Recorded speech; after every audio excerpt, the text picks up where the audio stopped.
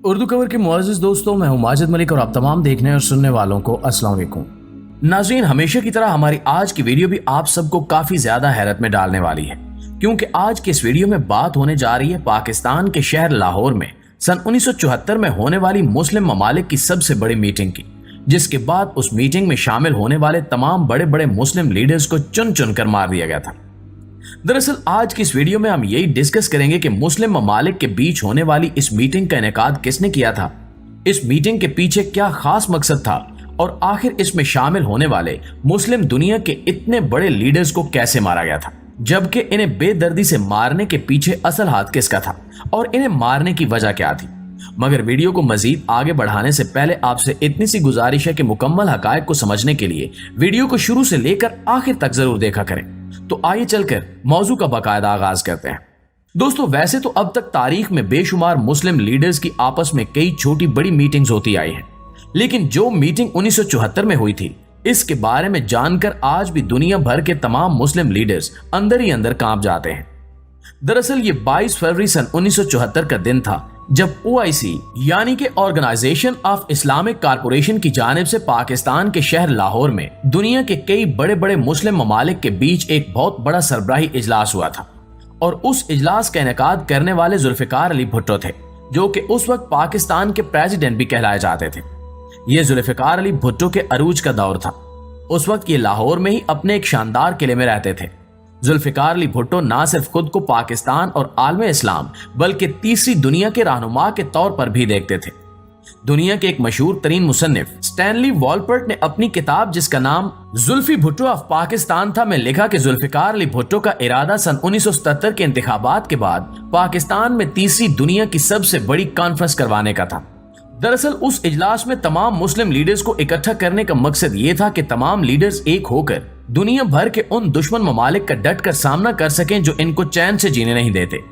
उस इजलास में शिरकत करने वालों में सऊदी अरब के शाह फैसल, लीबिया के मुअम्मर कजाफी, फलस्तीन के यासिर अरफात, बांग्लादेश के शेख मुजीबुर रहमान और मिस्र के सदर अनवार सादात भी शामिल थे। इनके आने से पूरे लाहौर में एक जश्न का समा था, क्योंकि आलमी सियासत के काफी बड़े बड़े नाम पहली बार एक साथ मिल बैठकर बातचीत करने वाले थे। लेकिन इनमें से कोई भी नहीं जानता था कि आने वाले चंद सालों में इस सरबराही इजलास में शमूलियत इख्तियार करने से इनका मुस्तकबिल कितना खौफनाक साबित होगा। ये नहीं जानते थे कि अगले कुछ ही सालों में दुनिया भर के अखबारात और टीवी चैनल्स पर इनके बेदर्दी से कत्ल होने की खबरें किस तरह नशर की जाएंगी। तो नाज़रीन, सबसे पहले बेदर्दी से कत्ल होने वालों में सऊदी अरेबिया के बादशाह शाह फैसल थे। शाह फैसल ना सिर्फ OIC के बानी थे, बल्कि ये बहुत तेजी से अपने मुल्क में समाजी जिद्दत भी लाना चाहते थे। इन्होंने 1973 की अरब और इसराइल में होने वाली जंग के दौरान तेल की पैदावार रोककर मगरबी दुनिया को यह पैगाम भी दिया था कि बेशक आले सऊद अंग्रेजों की मदद से इक्तिदार में आया हो, लेकिन ये आजादाना तौर पर तमाम फैसले लेने का अहल भी है। OIC की सरबराही कॉन्फ्रेंस के ठीक एक साल बाद 25 मार्च 1975 को शाह फैसल कुवैत से आए एक शख्स से मुलाकात कर रहे थे। इसके साथ इनके सौतेले भाई मसाद बिन अब्दुल अजीज का बेटा फैसल बिन मसाद भी शामिल था, जो बाकी कुवैती लोगों के साथ सीधा शाह फैसल के महल में पहुंचा। शाह फैसल ने उसे देखते ही पहचान लिया और अपना माथा उसके आगे किया ताकि वो इसे चूम सके, लेकिन उसने माथा चूमने की बजाय एक जेब से पिस्तौल निकाला और गोली चला दी। एक गोली शाह फैसल की ठोड़ी पर लगी और दूसरी एक कान को छूते हुए गुजर गई। शाह फैसल को फौरी तौर पर अस्पताल तो पहुंचाया गया, मगर वो ज्यादा देर जिंदा न रह सके और रास्ते में ही दम तोड़ गए। इसके बाद फैसल बिन मसाद ने अपने आप को पुलिस के हवाले कर दिया, जिसके बाद 18 जून सन 1975 को सजा में उसका सर कलम कर दिया गया। शाह फैसल के कत्ल के ठीक 5 माह बाद बांग्लादेश के बानी मुजीबुर रहमान का भी कत्ल कर दिया गया। इनका कत्ल भी सन 1974 में OIC में शमूलियत इख्तियार करने पर किया गया था, जबकि इनका कत्ल इनकी अपनी फौज की जानिब से ही किया गया था और कत्ल करने के बाद फौज ने इक्तिदार पर भी कब्जा जमा लिया। 15 अगस्त सन 1975 को बांग्लादेश में जनरल जियाउर रहमान की तरफ से मार्शल लॉ लगाया गया और इसी की जानिब से मुल्क की आजादी का ऐलान भी किया गया था। इसी का फायदा उठाते हुए कुछ फौजी अफसरान की जानिब से बांग्लादेश के सदारती हाउस में जबरदस्ती दाखिल होकर न सिर्फ शेख मुजीबुर रहमान बल्कि इनकी पूरी फैमिली को भी काफी बेदर्दी से मौत के घाट उतार दिया गया। उस वक्त इनके खानदान की सिर्फ 2 ही औरतें बची थी, एक शेख हसीना वाजिद और एक मुजीबुर रहमान की बहन शेख रेहाना थी। ये दोनों इनके कत्ल के वक्त जर्मनी में मौजूद थी, जिस वजह से बच गईं। ये साजिश फौजी अफसरान और अवामी लीग में शेख मुजीबुर रहमान के पर्सनल साथियों ने मिलकर रचाई थी। नाज़रीन, जैसे कि इस कॉन्फ्रेंस में मिस्र के सदर अनवारुल सादात भी शामिल थे। ये एक फौजी परेड का मुशाहिदा कर रहे थे कि इन्हें खालिद इस्लाम बूली नामी एक शख्स की जानिब से कत्ल कर दिया गया। खालिद इस्लाम बूली खुद भी एक मिस्री फौजी अफसर था। उसने मौके का फायदा उठाया और इन्हें इस दुनिया से रुखसत कर दिया। इसके अलावा फलस्तीन के यासिर अरफात भी सन 1974 की सरबराही कॉन्फ्रेंस में शरीक हुए थे, इसलिए इन्हें भी इस दुनिया से जाना पड़ा। इन्हें सन 2004 में इसराइल की इंटेलिजेंस एजेंसी की जानिब से जहर दिया गया था, जिस वजह से ये भी मौत की वादी में चले गए। बिल्कुल इसी तरह लीबिया के सदर और कर्नल का ओहदा रखने वाले मुअम्मर कज़ाफी भी लाहौर में होने वाली कॉन्फ्रेंस का हिस्सा बने थे। 20 अक्टूबर 2011 को मुअम्मर कज़ाफी नेटो की बमबारी से बचने के लिए एक पाइप में छुपे हुए थे। उस बमबारी से इनके सर पर काफी चोटें भी आई थी, लेकिन नेटो के काफिले ने इन्हें ढूंढ निकाला और अजियतनाक तरीके से कत्ल कर दिया और इनकी लाश को सड़कों पर भी घसीटा गया।